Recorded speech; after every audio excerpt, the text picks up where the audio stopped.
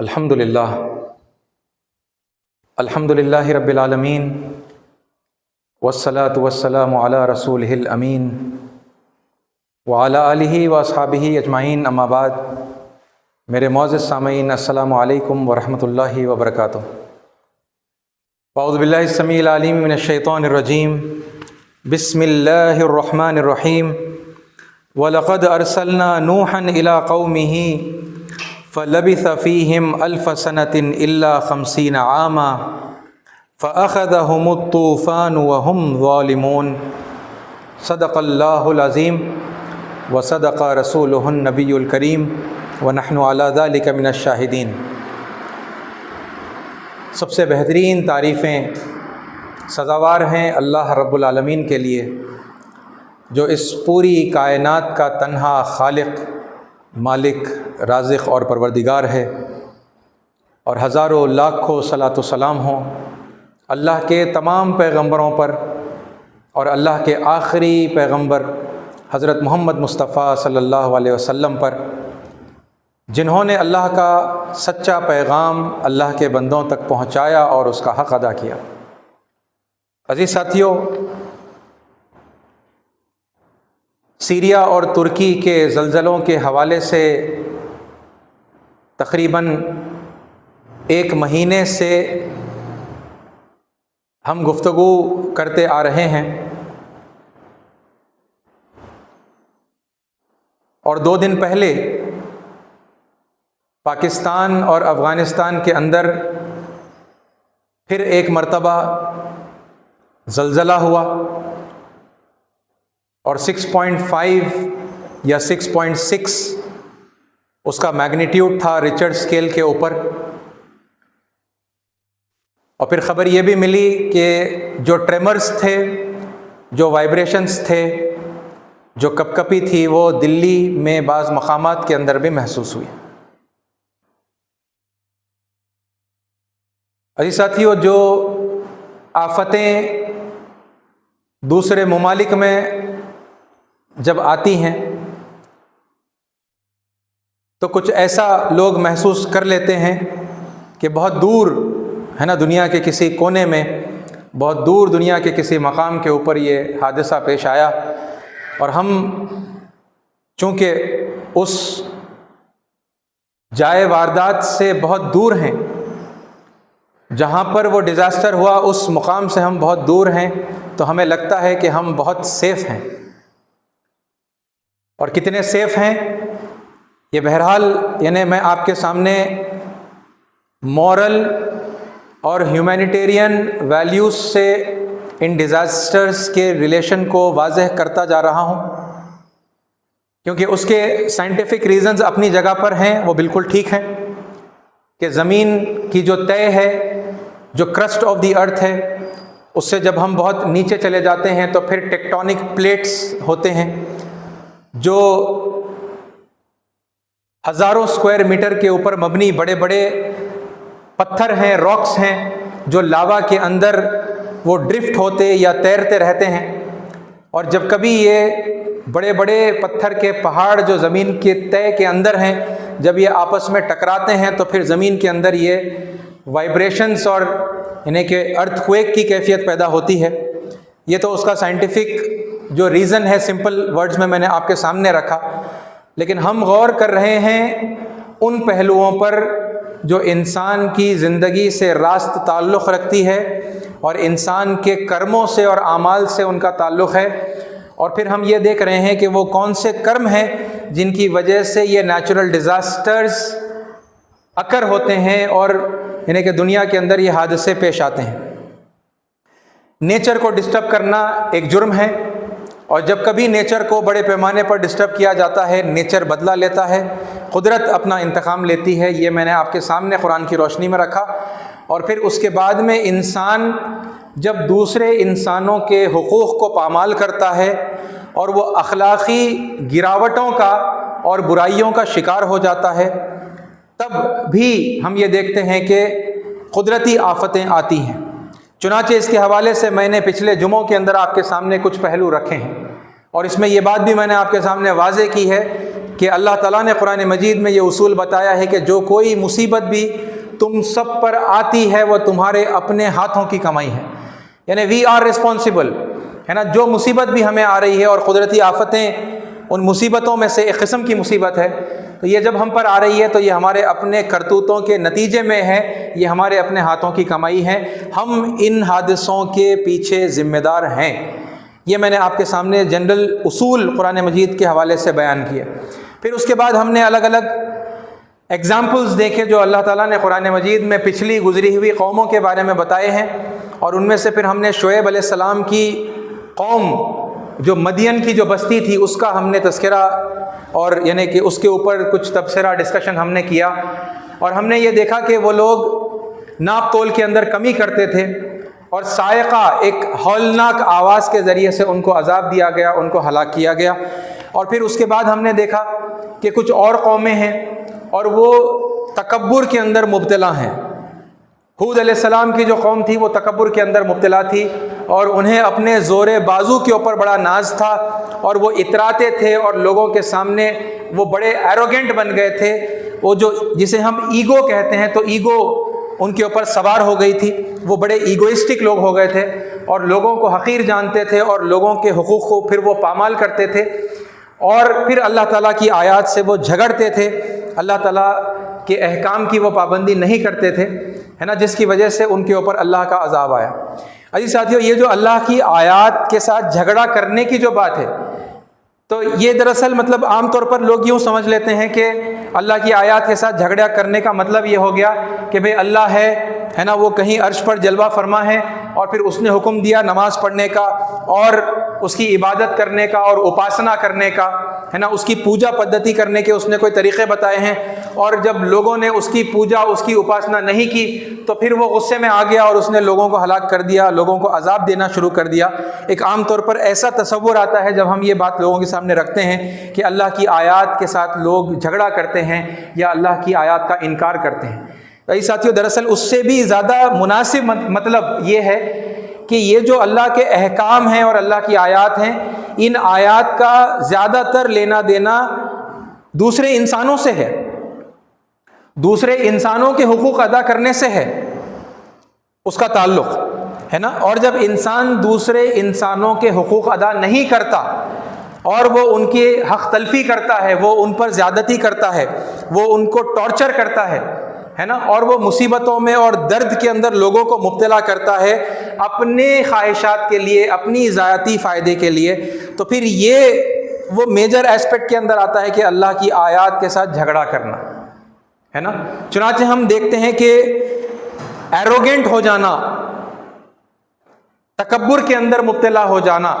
اپنے آپ کو بڑا سمجھنا، سپیریورٹی کمپلیکس کا شکار ہو جانا، ایگوئسٹک ہو جانا، یہ جو چیزیں ہوتی ہیں یہ انسان کے اندر ایک بنیادی یعنی برائی کی حیثیت رکھتی ہے. جب انسان ایروگنٹ ہو جاتا ہے تو پھر وہ دوسرے انسان کو انسان نہیں سمجھتا، وہ دوسروں کو اپنے سے کمتر سمجھنے لگتا ہے، اپنے برابر تک کا وہ درجہ نہیں دیتا، اور پھر چونکہ وہ دوسروں کو کمتر سمجھتا ہے، یعنی انسان کو انسان نہیں سمجھتا، جانور سمجھتا ہے یا جانور سے بھی جو ہے کمتر وہ سمجھتا ہے، تو پھر وہ ان کے حقوق کو پامال کرتا ہے، وہ لوگوں کی عزتیں لوٹنے لگتا ہے، وہ لوگوں کے ماڑ ہڑپنے لگتا ہے، وہ لوگوں کی جان کو جو ہے ہلاک کر دیتا ہے نا. اور اس طرح سے بہت سارے انسانی حقوق کو وہ پامال کرتا ہے، کیونکہ وہ دوسرے انسانوں کو انسان نہیں سمجھتا، اسے اتنا اپنے آپ پر غرور ہوتا ہے کہ وہ ہے نا اپنے غرور کے اندر بہرحال یعنی باہر بہا نکلا چلا جاتا ہے. اور پھر اس کے بعد ایک ایسا مرحلہ آتا ہے جہاں پر انسان اپنے آپ کو پھر ہر قسم کی پابندی سے بالا تر سمجھ کر اپنے آپ کو کمپلیٹلی آزاد اور کمپلیٹلی فری سمجھنے لگتا ہے، اور وہ اپنے خالق کا، اپنے کریٹر کا، اپنے سرشٹی کرتا کا جو قانون ہے وہ اس قانون کا بھی پابند اپنے آپ کو وہ نہیں سمجھتا، اور پھر وہ ہر حد کو پھلانگ کر باہر نکل جاتا ہے، ہر حد کو وہ پار کر دیتا ہے. اور پھر ہم دیکھتے ہیں کہ وہ ایک ایسی یعنی کہ کیفیت کے اندر مبتلا ہوتا ہے جسے ہم نفس پرستی کہہ سکتے ہیں، ہے نا، عیاشی کے اندر وہ مبتلا ہوتا ہے. وہ اپنے مزے کے لیے وہ ہر وہ کام کو جائز قرار دے گا، وہ کر گزرے گا، ہے نا، اور وہ کسی بھی پابندی کا لحاظ نہیں کرے گا، نہ سوشل جو سوسائٹی کے اندر جو پابندیاں پائی جاتی ہیں ہے نا، وہ اس کا بھی لحاظ نہیں کرے گا، وہ اخلاقی حدود کا بھی لحاظ نہیں کرے گا، وہ انسانی اقدار کا بھی لحاظ نہیں کرے گا، وہ دین کا اور اللہ کا اور پرمیشور کا یعنی کہ بتایا ہوا جو یعنی ودھان ہے، جو ڈیوائن لا ہے، وہ اس کی بھی جو ہے پرواہ نہیں کرے گا، وہ کمپلیٹلی اپنے آپ کو جو ہے برائیوں کے اندر مبتلا کر دے گا، ہے نا۔ تو یہ ہوتا ہے دراصل اللہ کی آیات کے ساتھ جھگڑا کرنے کا مطلب، ہے نا، اور دوسرے انسانوں کو نقصان پہنچانے کے اندر جو انسان کا مبتلا ہو جانا ہے وہ ہوتا ہے۔ تو عزیز ساتھیوں، اس سلسلے میں جو مختلف مثالیں ہم نے دیکھی ہیں، اس سلسلے میں ایک اور بہت قیمتی اور بہت یعنی ہندوستان سے راست تعلق رکھنے والی ایک مثال پر آج میں آپ کے سامنے کچھ اظہار خیال کرنا چاہوں گا، ٹھیک ہے۔ اگر ممکن ہوا تو آج یعنی یہ موضوع اس مثال کے حوالے سے جو مطلب باتیں نکل کر آتی ہیں وہ میں کوشش کروں گا کہ میں کمپلیٹ کروں، لیکن اگر نہیں ہوا تو پھر انشاءاللہ ہم آئندہ جمعے کے لیے اس کو آگے کنٹینیو کریں گے۔ اور یہ مثال ہے ہندوستان کے عظیم الشان پیغمبر سیدنا نوح علیہ السلام کی۔ یہ وہ ہستی ہیں جنہیں ہماری ہندو قوم منو کے نام سے جانتی ہے، اور بے شمار لوگ ہیں جو منو مہاراج کو مانتے ہیں اور اس بات کا اعلان کرتے ہیں، ہماری ہندو قوم اس بات کا اعلان کرتی ہے کہ ہم منو اور سپت رشی کی سنتان ہیں، ٹھیک ہے۔ تو وہ قوم کا جو ذکر قرآن مجید میں آیا، اور مہارشی منو جو حضرت نوح علیہ السلام ہے ان کا ذکر جو قرآن مجید میں آیا ہے، اور پھر ان کی ایک بڑی برائی، یعنی قوموں کے اندر جب کبھی تباہی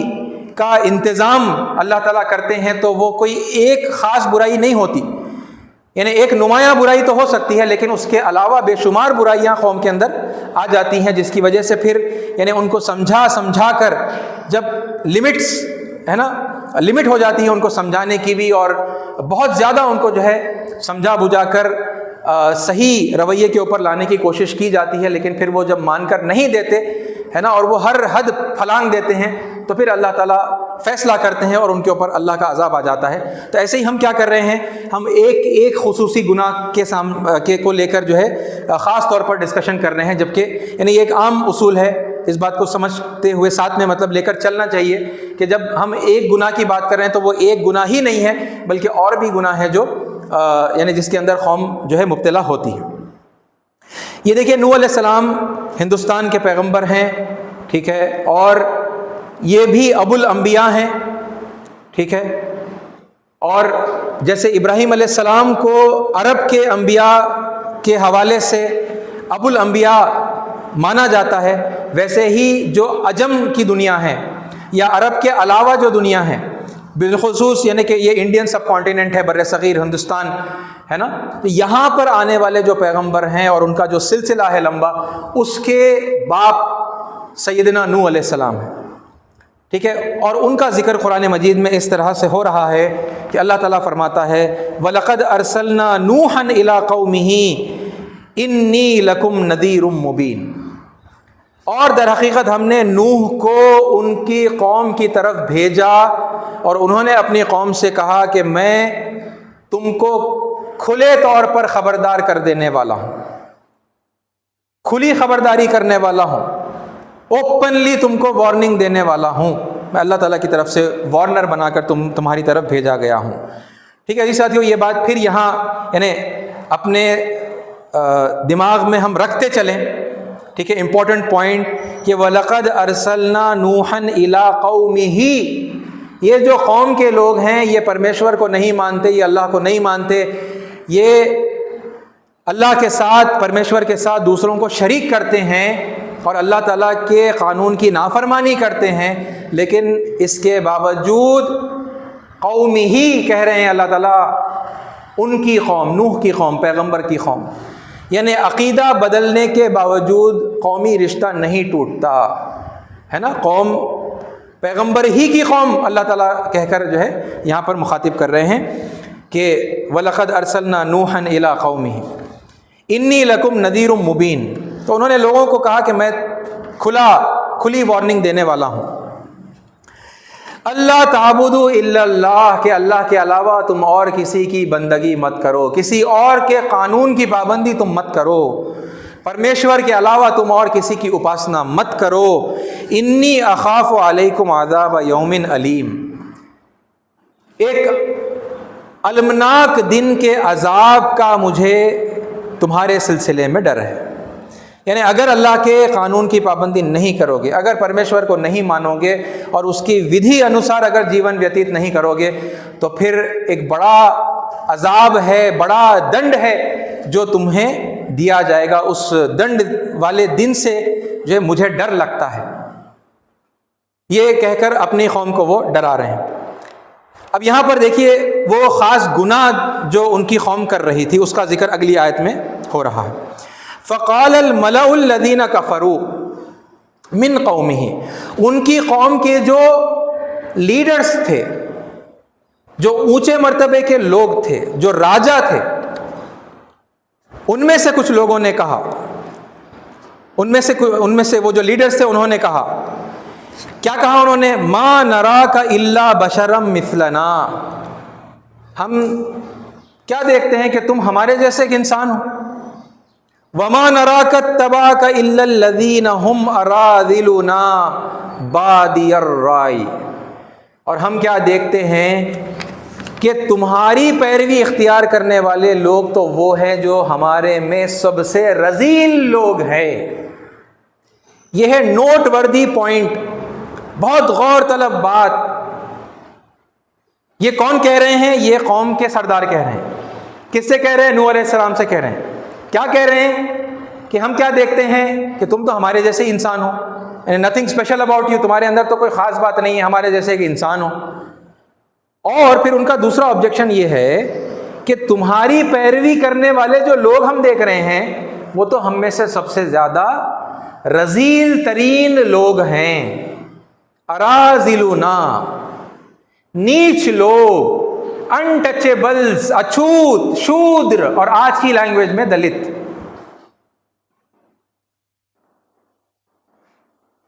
ये उन सबूतों में से है जिससे पता चलता है कि ये नूह अलैहिस्सलाम की कौम की बात हो रही है। और वहां पर लोगों के अंदर वो भेदभाव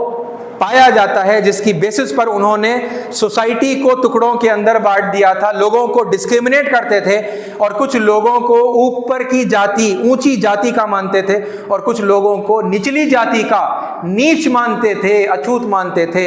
शूद्र कहते थे, अनटचेबल कहते थे। और वो बता रहे हैं कि वो लोग चूंकि तुम्हारे करीब में हैं, हम नहीं आ सकते। वो जो अछूत हैं तुम्हारे आसपास, उन्हें हटाओ तो फिर हम आएंगे। अराजिलुना बहुत कीवर्ड है। हम आमतौर पर इस तरीके से उसे ट्रांसलेट नहीं करते, मतलब हमारे यानी ये कहाँ है, आप देखिए फिर दुनिया के अंदर मतलब कहाँ कहाँ पर ये छूत छात का और लोगों को गिरा कर देखने का जो सिस्टम है,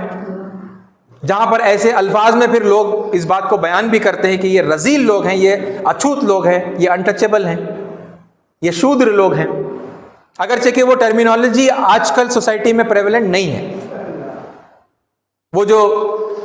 शूद्र थे किसी ज़माने में, तो अब आज वो शेड्यूल कास्ट, शेड्यूल ट्राइब है ना, SC ST BC, backward class, backward tribe, इसके अंदर मतलब वो अब कैटेगराइज हो गए हैं, और वो लोग अपने आप को दलित कहते हैं, अब वो अपने आप को शूद्र नहीं कहते, है ना। ये देखिए एतराज है ना, उनका एतराज। तो अब देखिए उनका गुनाह यहां पर सामने आ रहा है। गुनाह क्या था कि वो उन्होंने इंसानों को अलग अलग तबकों के अंदर तकसीम कर दिया था। ओके, जन्म के आधार पर, पैदाइश की बुनियाद के ऊपर लोगों को, कुछ लोगों को नीच और कुछ लोगों को फिर औसत, कुछ लोगों को ऊंचा, फिर कुछ लोगों को यानी सबसे ऊंचे जो है कास्ट के अंदर या दर्जे के अंदर उन्हें बांट दिया था। और फिर अब ये बता रहे हैं कि वो नीच जो लोग हैं वो तुम्हारे आसपास बैठे हुए, वो तुम पर ईमान लाए हैं, हमसे तुम कैसे एक्सपेक्ट करते हो कि हम भी उनके साथ में आके जो है बैठें, है ना। अराजिलुना बादी अर्राई, बादी अर्राई का मतलब ये कि उन्होंने बगैर सोचे समझे तुम्हारी बात मान ली। तुमने कहा, उन्होंने मान लिया, उन्होंने सोचा नहीं, सोच समझकर उन्होंने कबूल नहीं किया, बगैर सोचे समझे उन्होंने ऐसे ही तुम्हारी बात मान ली। वमा नरा लकुम अलैना मिन फضल बल नज़ुन्नुकुम कादिबीन, और हम हमारे ऊपर तुमको किसी फजीलत पर فائز ہم نہیں دیکھتے، تم کسی بھی اعتبار سے ہم سے بہتر نہیں ہو، بلکہ ہم تو تمہیں جھوٹا سمجھتے ہیں، بل نظنکم کاذبین، ہم تم سب کو جھوٹے سمجھتے ہیں۔ یہ ہے دیکھیے ان کے گناہوں میں سے ایک بہت بڑا گناہ، اور بھی گناہ ہیں، بہت سارے گناہ ہیں جس میں نوح علیہ السلام کی قوم، بھارت میں رہنے والے لوگ اس زمانے کے اندر مبتلا ہو گئے تھے۔ اور یہ جو منو ہیں، یعنی اس میں تھوڑی سی مطلب ہم اگر ڈیٹیل میں جائیں گے تو پھر باتیں اور واضح ہوں گی۔ دیکھیے اس میں ایک پہلی بات یہ ہے کہ منو دراصل جو ہے وہ کسی کا نام نہیں ہے، منو ایک ٹائٹل ہے، ایک خطاب ہے، ٹھیک ہے، ایک پدھتی ہے، ایک پوزیشن ہے جو بعض بہت بڑے لوگوں کو دیا گیا۔ اور ہندوستان کی تاریخ میں اگر آپ اٹھا کر دیکھیں گے جو یہاں کی ریلیجس تاریخ ہے، ٹھیک ہے، تو پھر اس میں ہمیں پتہ چلتا ہے کہ 14 الگ الگ ادوار کے اندر، ہے نا، یگوں کے اندر، الگ الگ دور کے اندر 14 بڑے منونتر ہوئے ہیں۔ یہ 14 منونتر کہتے ہیں، وہ بڑے بڑے جو دور گزرے ہیں تو وہ 14 منونتر ہے۔ ہر منونتر کے اندر ایک منو ہوئے ہیں،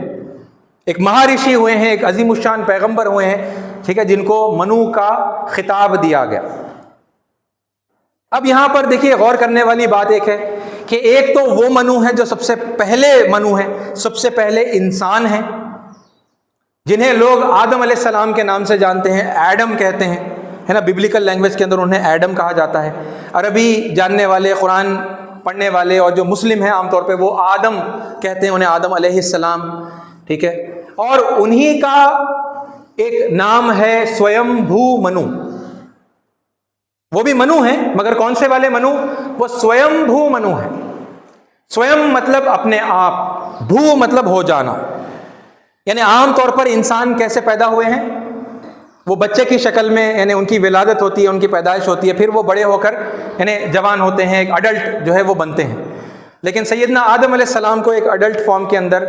ہے نا، ایک آدمی کی شکل میں اللہ تعالیٰ نے بنایا اور پھر ان کے اندر روح پھونکی اور انہیں اس حالت کے اندر جو ہے زندگی بخشی گئی، زندگی دی گئی۔ تو ان کا کتنا مناسب نام ہے دیکھیے ہماری سنسکرت لینگویج کے اندر، سویم بھو منو، وہ منو جو اپنے آپ اپنے اڈلٹ فارم کے اندر جو ہو گئے، ہے نا، تو وہ یعنی ان کا ایک نام ہے۔ اور یہ وہی ہے جن کے بارے میں کچھ دن پہلے مولانا ارشد مدنی صاحب نے جمعیت علماء ہند کے خطاب میں، خطاب عام کے اندر جن کا ذکر کیا تھا، انہوں نے خالی منو کہا تھا اور لوگوں نے پھر ان کو دوسرے منو کے ساتھ میں کنفیوز کر لیا، ہے نا۔ تو یہ وہ نہیں ہے نا، یہ سویمبھو منو ہے۔ اور آدم جو نام ہے یہ خود سنسکرت نام ہے، یہ عربی نام نہیں ہے، یہ فارسی نام نہیں ہے۔ آدم کو سنسکرت میں جب ہم اس کا اچارن کرتے ہیں، جب ہم اس کو پروناؤنس کرتے ہیں تو آدم اس کا جو ہے پروننسیشن ہوتا ہے۔ جیسا لینگویجز جب چینج ہو جاتی ہیں تو پروننسیشن چینج ہو جاتا ہے۔ یہی ورڈ جب انگلش میں کہا جاتا ہے تو ایڈم کہتے ہیں، ایڈم، ہے کہ نہیں؟ تو بالکل اسی طرح سے سنسکرت میں اسے جب پڑھا جاتا ہے تو آدم کہا جاتا ہے۔ آدم کا مطلب ہے سب سے پہلا آدمی، یعنی عین مناسب انہی کے لیے ہے کہ وہی ہے سب سے پہلے آدمی جن کو اس کائنات کے مالک نے پیدا کیا، ٹھیک ہے۔ اور پھر ان کا جو جوڑا تھا جنہیں مسلمان حوا علیہ السلام کہتے ہیں، حوا ان کا نام ہے، ٹھیک ہے، ان کو کرسچنز یا ببلیکل لینگویج کے اندر ایو کہا جاتا ہے، ٹھیک ہے۔ انہی کا نام سنسکرت کے اندر حویوتی، حویوتی کا مطلب ہے اینشنٹ لیڈی، سب سے قدیم خاتون، بالکل کتنا مناسب نام ہے وہ ان کے لیے، ہے نا۔ اور پھر یہ نہ صرف مسلمان مانتے ہیں بلکہ عیسائی بھی مانتے ہیں، یہودی بھی مانتے ہیں، اور ہماری ہندو برادری بھی یہی بات مانتی ہیں کہ وہ ایک ہی جوڑا ہے جسے ابتدا کے اندر بنایا گیا اور پھر ساری مانوتا، ساری انسانیت اس ایک جوڑے سے چل پڑی۔ ان کی اپنی زبان میں وہ کہتے ہیں آدی دمپت، فرسٹ کپل۔ آپ کسی بھی ہندو سے پوچھئے فرسٹ کپل کون ہے، آدی دمپت کون ہے، وہ آپ کو بتائیں گے شیو پاروتی، یا پھر کہیں گے شنکر پاروتی، سویمبھو منو، ہے نا، پاروتی، حویوتی، وہ آپ کو جو جیسا جانتا ہے اس حساب سے وہ آپ کو یہ نام بتائے گا۔ تو جب ساری اب یہاں پر دیکھیں نوٹ وردی پوائنٹ کیا ہے، جب ساری انسانیت ایک ہی ماں باپ کی اولاد ہیں تو پھر اولاد میں سے کس کو یہ حق ملتا ہے کہ وہ پیدائش کی بنیاد کے اوپر، جنم کے آدھار پر اپنے آپ کو برتر کہے اور کسی اور کو کمتر سمجھے؟ جب ماتا پتا ایک ہے، ماں باپ ایک ہی ہیں، تو پھر ساری جو اس میں سے سنتان نکلے گی، جو اولاد پیدا ہوگی، وہ سب اسی ماں باپ کی سنتان ہے، ان کی رگوں میں وہی ماں باپ کا خون دوڑ رہا ہے۔ تو پھر پیدائش کی بنیاد کے اوپر، جنم کے آدھار پر کوئی برتر اور اونچی جاتی کا کیسے ہو سکتا ہے، کوئی نچلی جاتی کا کیسے ہو سکتا ہے کہ نہیں؟ مگر اس زمانے میں لوگوں نے، نوح علیہ السلام کی قوم نے، مہارشی منو کی قوم نے لوگوں کو جاتیوں کے اندر بانٹا تھا، اور لوگوں کو وہ بانٹ کر جنم کے آدھار پر انہیں نیچ اور کمتر سمجھتے تھے۔ اچھا، یہ کون سے منو ہیں جن کے بارے میں ابھی میں نے جو آیتیں پڑھی ہیں، یہ کون سے منو ہیں؟ یہ ایک اور منو ہے، یہ وہ تو سوئمبھو منو تھے، سیدنا آدم علیہ السلام سوئمبھو منو۔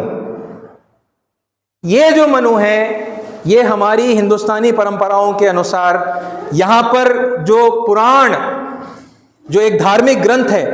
ٹھیک ہے، ہماری ہندو قوم کے دھارمک گرنتھ ہے پران، تو پرانوں کے اندر یہ ایک اور منو ہے جن کا ذکر ہمیں ملتا ہے۔ جیسے میں نے آپ سے پہلے بھی کہا، منو ایک ٹائٹل ہے نا۔ یہ کون سے منو ہیں؟ یہ مہاجل پلاون والے منو ہیں، اور ان کا نام بھی آیا ہے بھوشیہ پران میں، ان کا نام آیا ہے نیوہ۔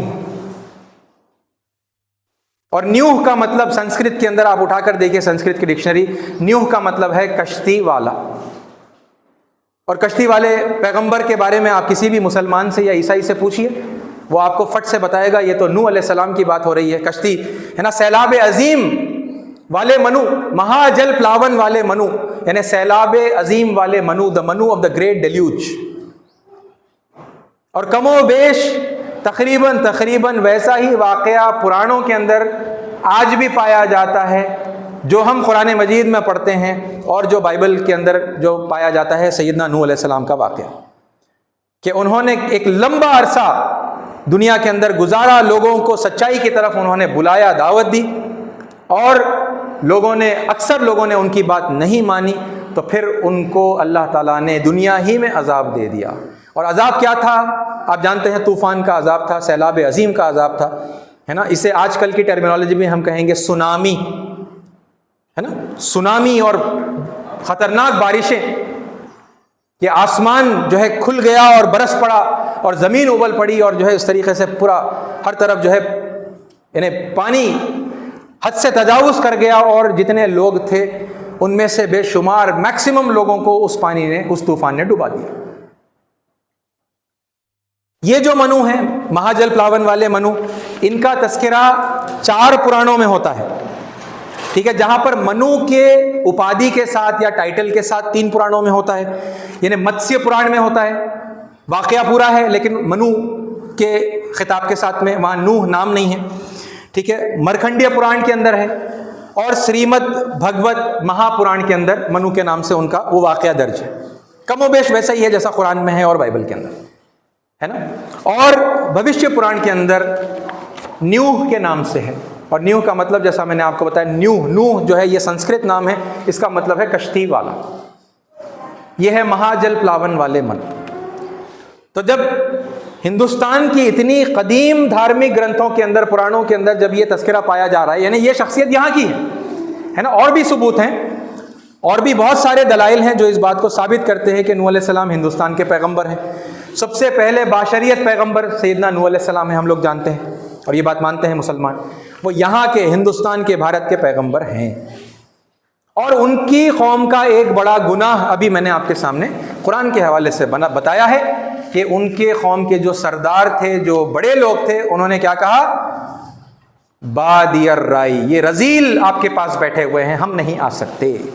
یہ اچھوت، یہ شودر آپ کے پاس بیٹھے ہوئے ہیں۔ تو بہت سارے دلائل میں سے یہ ایک دلیل ہے جو یہ بات کی طرف یعنی اشارہ کرتی ہے کہ یہ نوح علیہ السلام کا دور ہے جہاں پر کاسٹ سسٹم ہے، اور جنم کے آدھار پر لوگوں کو یعنی اونچا اور نیچا کر کے بانٹ دیا گیا ہے، اور پھر لوگوں کے ساتھ میں برا ویوہار کیا جا رہا ہے، لوگوں کا ایکسپلائٹیشن ہو رہا ہے، ٹھیک ہے۔ اور پھر اس کے بعد نوح علیہ السلام کیا کہہ رہے ہیں، دیکھیے، انہوں نے اپنی قوم کو سمجھانے کی کوشش کی۔ قال یا قوم ارائیتم ان کنت علی بینۃ من ربی وآتانی رحمۃ من عندی، ٹھیک ہے۔ انہوں نے کہا کہ اے میری قوم، یہ بہت امپورٹنٹ ہے. اے میری قوم، وہ لوگ نہیں مان رہے نوح علیہ السلام کی بات کو، مگر وہ غیر قوم کہہ کر نوح علیہ السلام نے ان کو مخاطب نہیں کیا. اے میری قوم، اے میرے لوگوں، ہے نا، اے میری قوم، کیا تم دیکھتے نہیں ہو کہ میں اپنے رب کی طرف سے بالکل روشن جو ہے علم دے کر اور دلائل دے کر تمہارے پاس بھیجا گیا ہوں، اور اللہ تعالیٰ نے بالکل کھلی ہوئی رحمت مجھ پر نازل کی ہے نا، اللہ تعالیٰ کی رحمت ہے مجھ پر. فَأُمِّيَتْ عَلَيْكُمْ، لیکن تم ان چیزوں کے لیے اندھے ہو گئے، تم ان چیزوں کے لیے نابینا ہو گئے، تمہیں نظر نہیں آ رہا. أَنُلْزِمُكُمُوهَا وَأَنْتُمْ لَهَا كَارِهُونَ، کیا ہم ان پرمیشوری آدیشوں کو، اللہ تعالیٰ کے احکام کو، کیا ہم تم پر زبردستی تھوپ دیں جبکہ تم کراہیت کر رہے ہو؟ یعنی زبردستی کیونکہ دین میں نہیں ہے، دین میں پیار محبت کے ساتھ لوگوں کو بلانا سمجھانا ہے. اب لوگ اگر نہیں مانتے تو پھر وہ ان کی اپنی مرضی ہے، تو زبردستی کان پکڑ کر اور مجبور کر کے کسی کو دین پر نہیں چلایا جاتا. اور وہ یہی پوچھ رہے ہیں لوگوں سے، کیا تم پر زبردستی تھوپا جائے جبکہ تم اس سے کراہیت کر رہے ہو، تم نہیں ماننا چاہتے؟ یعنی تم دیکھ چکے ہو کہ باتیں بالکل واضح ہیں، بالکل کلیئر ہے، میں جو بتا رہا ہوں وہ حق ہے، رب کی رحمت مجھ پر ہے، وہ تم دیکھ رہے ہو، مگر پھر بھی تم اس کے لیے اندھے بنے ہوئے ہیں، ہے نا. زبردستی تو تم پر یہ تھوپا نہیں جائے گا. اور پھر انہوں نے کہا وَيَا قَوْمِ لَا أَسْأَلُكُمْ عَلَيْهِ مَالًا، اے میری قوم، میں اس کام کے بدلے میں تم سے کوئی مال بھی تو نہیں مانگ رہا، یعنی کوئی مزدوری، کوئی اجرت، کوئی میں طلب نہیں کر رہا. ان اجری الا علی اللہ، میرا جو اجر ہے وہ پرمیشور پر ہے، پرمیشور کے ذمے ہے، اللہ کے ذمے ہے. ٹھیک ہے. اور پھر آگے دیکھیے وما انا بطارد الذین آمنوا، اور یہ لوگ جو ایمان لائے ہیں میں انہیں دور نہیں کر سکتا. کون لوگ؟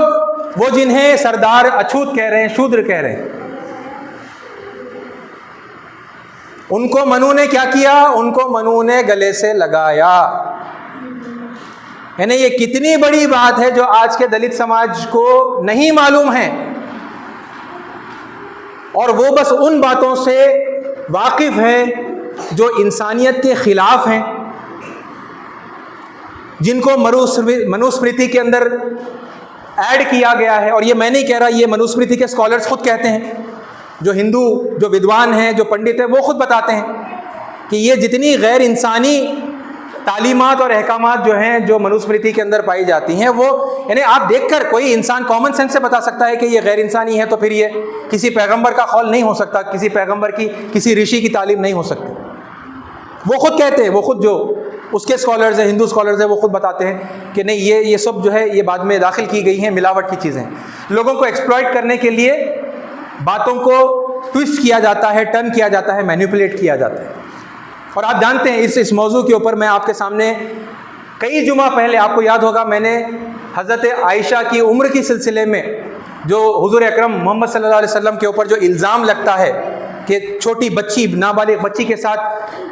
یعنی آپ نے نکاح کر لیا، وہ جو الزام لگتا ہے، اس ٹاپک کے حوالے سے میں نے آپ کو بتایا تھا کہ ہر دور میں اللہ تعالیٰ کے جو پیغمبر رہے ہیں، یا اللہ تعالیٰ کے جو طرف سے خبردار کرنے والے جو نیک بندے آئے ہیں، پیغمبر اگر نہیں بھی ہوں گے وہ، تو ان کو، ان کے مشن کو، ان کے سچے پیغام کو روکنے کے لیے دو موقعوں کے اوپر، دو بڑے موقعوں کے اوپر ان کے اوپر الزامات دھرے گئے. ایک ان کے جیتے جی ان کے اوپر الزام دھرے گئے تاکہ لوگ ان سے بیزار آ جائیں اور ان کی باتوں میں نہ آئیں، ہے نا، ان سے بیزار ہو جائیں اور ان کی تعلیمات سے بیزار ہو جائیں، تو پھر وہ کیا ہو جائے گا؟ دھرم سے بیزار ہو جائیں گے، ادھرم پر جمے رہیں گے. تو اس مقصد سے ان کے جیون میں، ان کی زندگی ہی میں ان پہ وہ آروپ، وہ الزام لگائے جاتے ہیں، بےہودہ الزام، اور یعنی گھٹیا الزام ان کے کیریکٹر پر اٹیک کیا جاتا ہے. میں نے ایگزامپل کے طور پر شری رام چندر جی، شری کرشن کے واقعات بھی آپ کے سامنے رکھے، ہے نا. ہر زمانے میں ہوا، کوئی نئی بات نہیں ہے. محمد صلی اللہ علیہ وسلم کے ساتھ بھی ہوا. آپ کو جھوٹا کہا گیا، اور آپ کو جادوگر کہا گیا، آپ کو کاہن کہا گیا، مجنون کہا گیا. یہ کیا ہے؟ یہ پرسنل اٹیکس ہیں، ہے نا. موقع ملا تو آپ کی پاکیزہ بیوی حضرت عائشہ کہ کسی اور صحابی کے ساتھ جو ہے ناجائز تعلقات رہنے کا وہ الزام لگا کر اس کو ہوا دی گئی. ارے یہ کیریکٹر پر پرسنل اٹیکس کر کے لوگوں کو بڑی شخصیات کی سچائی سے اور پرمیشور کے سچے سندیش سے جو ہے دور کرنے کا جو یہ مطلب ایک حربہ ہے، یہ جو چال ہے، یہ بہت پرانی چال ہے۔ تو یہ سیدنا نوح علیہ السلام کے ساتھ بھی ہوئی، جیتے جی ہوتی ہے۔ اور پھر لوگ جب یہ دیکھتے ہیں کہ جیتے جی وہ پیغمبر کی سچی تعلیمات کو اور ان کے مشن کو نقصان نہیں پہنچا سکے، تو پھر وہ پیغمبر کے گزر جانے کے بعد میں دین کے حوالے سے وہ باتوں کو دین کے اندر شامل کرتے ہیں کہ پیغمبر نے کہا تھا۔ کیونکہ اکثر لوگوں کا حال یہ ہوتا ہے کہ وہ مطالعہ کر کے دھارمک نہیں ہوتے، وہ بائی اسٹڈی وہ ریلیجس نہیں ہوتے۔ آپ دیکھ لیجئے، یعنی مسلمانوں کو دیکھ لیجئے، مسلمانوں کی میجورٹی کیا مسلم بائی اسٹڈی ہے یا مسلم بائی برتھ ہے؟ آپ لوگوں سے پوچھ لیجئے، لوگ آپ کو بتائیں گے۔ آپ عیسائیوں سے پوچھ لیجئے، کیا وہ عیسائی بائی اسٹڈی عیسائی بنے ہیں یا بائی برتھ عیسائی ہے؟ وہ بتائیں گے میجورٹی ان کی بائی برتھ عیسائی ہے۔ اور ہماری ہندو قوم کا بھی وہی حال ہے۔ کیا وہ ہمارے ہندو جو دھارمک گرنتھ ہیں وہ پڑھ کر سمجھ کر وہ ہندو ہوئے ہیں یا سناتنی ہوئے ہیں؟ تو پتہ چلا کہ نہیں، وہ تو پیدا ہو گئے کسی ہندو کے گھر میں تو وہ ہندو ہو گئے اور سناتنی ہو گئے۔ وہ بائی برتھ ہندو ہیں وہ، یا بائی برتھ سناتنی ہیں، وہ بائی اسٹڈی نہیں ہے۔ تو پھر یہ کتنا ایزی ہو جاتا ہے غداروں کے لیے، دھرم کے اور دین کے دشمنوں کے لیے، کہ وہ کسی برگزیدہ شخصیت، کسی رشی، کسی منی، کسی پیغمبر کے نام سے ہے نا تھوڑا تھوڑا کر کے پھر وہ ملاوٹی جو فریبی جو تعلیمات ہیں، جو بگاڑ ہے، وہ اس کو نبی کے نام سے، صحابہ کے نام سے وہ شامل کرتے چلے جاتے ہیں۔ لوگ سنتے ہیں ارے پیغمبر بول دیے تو پھر چلو آنکھ بند کر دیا، فالو کر لیا۔ یہی ہے جو حضرت نوح علیہ السلام کے ساتھ میں ہوا۔ نوح علیہ السلام کی سچائی، مہارشی منو، وہ منو اسمرتی والے منو ہیں، ان کی سچائی یہاں اللہ تعالیٰ قرآن مجید میں بتا رہا ہے کہ جب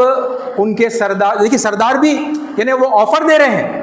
ان کو ہٹاؤ تو ہم تمہارے پاس آئیں گے بھی، تمہارے ساتھ بیٹھیں گے بھی، تمہاری بات بھی مانیں گے، تمہاری دعوت قبول کریں گے، تم جو سچائی کا پیغام لائے ہو ہم اسے مانیں گے۔ یعنی کیسے للچانے والا آفر ہے یہ۔ مگر شرط کیا ہے کہ یہ جو گھٹیا لوگ ہیں، یہ جو شودر ہیں، یہ جو اچھوت ہیں، ان کو پہلے تم ہٹاؤ،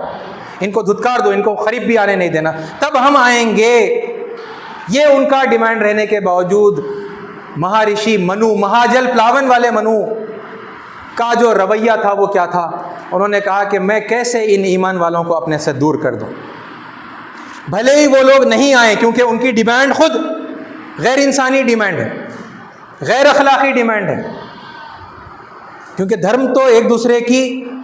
خدمت کرنا، ایک دوسرے کا خیال رکھنا، ایک دوسرے کی سہایتا کرنا، مدد کرنا، ہمدردی کرنا، یہ دھرم سکھاتا ہے۔ لوگوں کو نیچ دکھا کر ان کو دور کرنا، ان کے ساتھ غیر انسانی سلوک کرنا، یہ دھرم نہیں سکھاتا۔ نہ سناتن دھرم سکھاتا ہے، نہ پھر بات کو آنے والے جو آج اپنے آپ کو یہودی کہتے ہیں، ہے نا، جوڈائزم کے ماننے والے، وہ کیا ہے؟ موسیٰ علیہ السلام کیا پیش کر رہے تھے؟ وہی دھرم تھا نا جو سناتن، جو شروع سے جو چلا آ رہا تھا، اسے عربی میں ہم اسلام کہتے ہیں۔ اسی کو عیسیٰ علیہ السلام نے یاد دلایا، اسی کو محمد صلی اللہ علیہ وسلم نے عربی میں یاد دلایا۔ تو دین تو یعنی وہ پہلے جو منو تھے، سوئمبھو منو، وہ خود دھرم لے کر آئے تھے۔ ان کو جب دنیا میں بھیجا گیا تو زندگی گزارنے کا طریقہ بتا کر بھیجا گیا تھا ان کو۔ تو دین اور وہ کیا ہے؟ اسلام جو ہے وہ سمرپن ہے، پرمیشور کی آگیا کا پالن کرنا، اس کے آگے جھک جانا، ہے نا، اپنی مرضی کو اس کے آگے جو ہے جھکا دینا، اسے عربی میں اسلام کہتے ہیں، سرنڈر کرنا، سبمیشن کرنا۔ تو مہارشی منو، مہاجل پلاون والے منو وہی بتا رہے تھے لوگوں کو کہ آؤ اللہ کے علاوہ، پرمیشور کے علاوہ تم اور کسی کی بندگی مت کرو۔ وہ بات بھی نہیں مانی انہوں نے۔ اور پھر دوسرا ایک بڑا گناہ یہ تھا کہ لوگوں کو انہوں نے رذیل بتایا اور ان کے ساتھ غیر انسانی سلوک کرتے رہے، اور اسی سلوک پر وہ ڈٹے رہے، ہے نا۔ مگر منو نے ان لوگوں کو دور کرنے سے منع کر دیا۔ یہ نہیں جانتے، اگر یہ بات سمجھ میں آئے لوگوں کے سامنے رکھی جائے تو ان کی نفرت ختم ہوگی نا۔ اللہ تعالیٰ نے ہمیں لوگوں کے درمیان جھگڑوں کا صلح کرانے کے لیے بھیجا ہے، دو لوگوں کے جھگڑوں کے اندر اپنے الو سیدھا کرنے کے لیے نہیں بھیجا ہے۔ معاف کرنا، کیونکہ بہت سارے وہ لوگ جو قرآن کے ماننے والے اپنے آپ کو کہتے ہیں، جو مسلم اپنے آپ کو کہتے ہیں، میں خاص طور پر ان کو کہہ رہا ہوں، پھر باقی تو میں سب سے بات کر رہا ہوں، یعنی قرآن پر ایمان رکھنے والے، محمد صلی اللہ علیہ وسلم کو ماننے والے، وہ کیا کر رہے ہیں؟ وہ دو کمیونٹیز کو لڑا کر اپنا الو سیدھا کرنے کی وہ کوشش کر رہے ہیں۔ سب نہیں، بعض کہ چلو برہمنوں کی اور یہ دلتوں کی لڑائی ہے، ان کو ہے نا الگ رکھو، ہے نا، ان لوگوں کے جو زیادتیاں ہیں جو وہ دلتوں کے اوپر وہ کر رہے ہیں تو وہ ان کے اوپر نمایاں کرو، ان کو بتاؤ کہ تمہیں کیسے ایکسپلائٹ کیا جا رہا ہے، اور پھر ان کو اپنا حامی بنا لو، اور پھر جب اپنا حامی بنا لو گے تو ہم ایک کثیر تعداد کے اندر آئیں گے، اوور ویلمنگ میجورٹی ہماری بنے گی، تو پھر جب الیکشن ہوگا تو ہم ووٹنگ کے ذریعے سے ہم جیتیں گے، ہم اقتدار میں آئیں گے۔ تو پتہ چلا کہ پھر یہ پورا جو منشا ہے یہ اقتدار میں آنے جی۔ تو یہ ساتھیوں، یہ جو باتیں ہیں ان کا تعلق رمضان سے میں نے آپ کے سامنے پہلے جوڑ کر انہیں بات شروع کی ہے۔ رمضان کا مہینہ کس لیے اللہ تعالیٰ نے ہمیں عطا کیا ہے؟ لعلکم تتقون، ہے نا، تاکہ ہمارے اندر تقوی پیدا ہو۔ اور تقوی کیا ہے؟ کہ اللہ تعالیٰ کی محبت میں اس کی ناراضگی سے ڈرتے ہوئے ہم برائیوں سے اجتناب کریں۔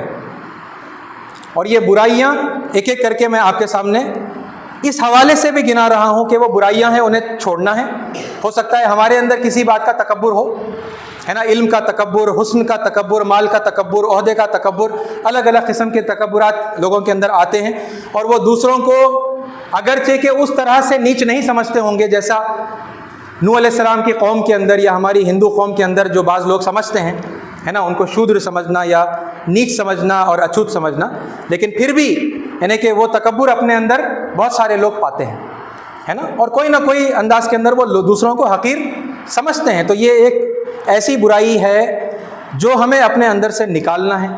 تو اس ماہ مبارک میں ہم اس کی طرف توجہ خصوصی کر رہے ہیں۔ اور پھر میں نے اس بات کو آپ کے سامنے کس چیز سے جوڑا؟